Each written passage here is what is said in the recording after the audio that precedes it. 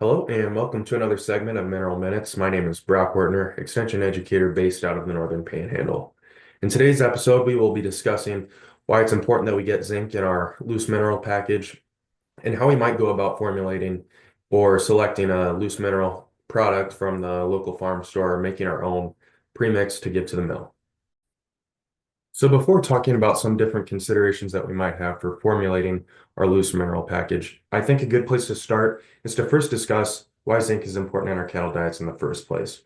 Aside from copper, zinc is one of the most commonly deficient trace minerals that we see in production. However, when we think of clinical deficiency, we really don't see this even in a research setting with purified diets. So what we might be looking at in production is marginal deficiencies where we might not even detect this even if we look at different tissue samples. So it's important that we get zinc to these cattle for a variety of different reasons. And one of these reasons is that zinc is so wide-spanning in its involvement in the body.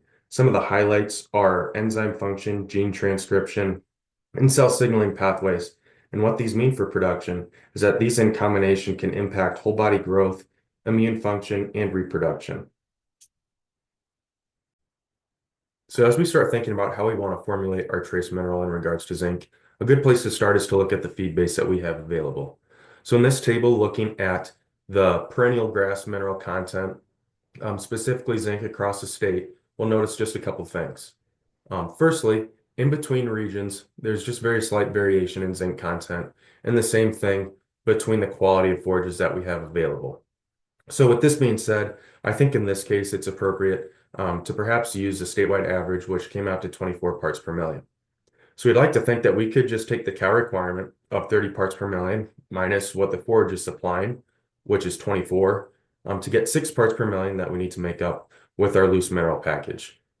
However, we have found that this is not quite the case, and we commonly just assume that only 50% of zinc in forages is available to the animal. So thinking back to the copper segment, where copper is acted on like things like molybdenum and sulfur that make it unavailable to the animal.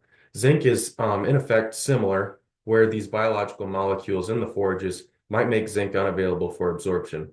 So in order to combat this, we just assume a 50% rule of thumb.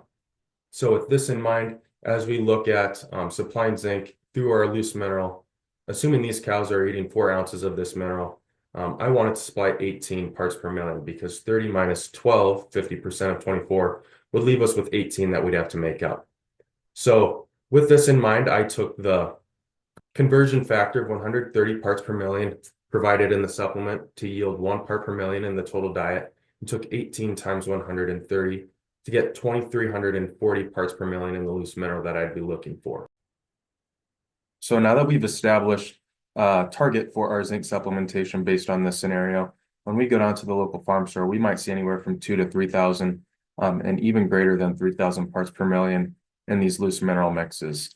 And the reason for this range is because zinc is commonly thought of as an insurance policy.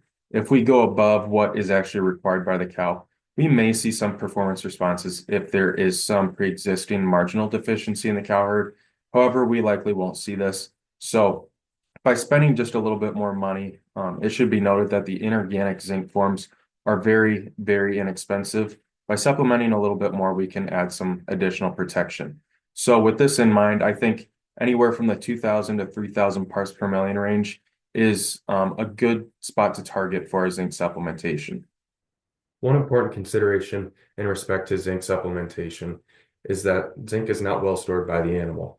In several research trials, it's been shown that in response to feeding 2 to 3 times our requirement for zinc, steers do not have the same level of response in their liver and plasma stores, suggesting that there are mechanisms that control how much zinc is stored in the body, where the cow is able to regulate absorption and excretion of zinc.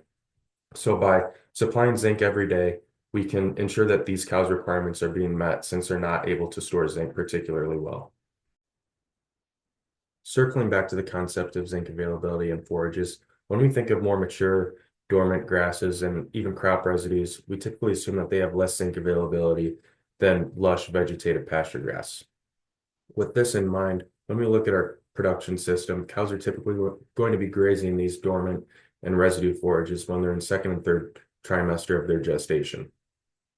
In some of the more recent work looking at fetal programming, it's become more apparent that how we take care of this dam nutritionally has a profound impact on the calf's performance later on down the line.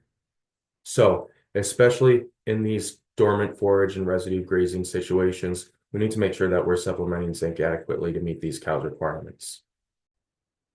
This is especially true when we consider that zinc is able to cross the placental membrane and improve this calf's zinc status. However, this is not really the case when we look at post-parturition. This calf is not able to get a great amount of zinc from the milk. While colostrum is a slightly better source of zinc than later milk, still, this calf is going to be relying on its zinc stores from late gestation until it's able to consume more of this loose mineral product.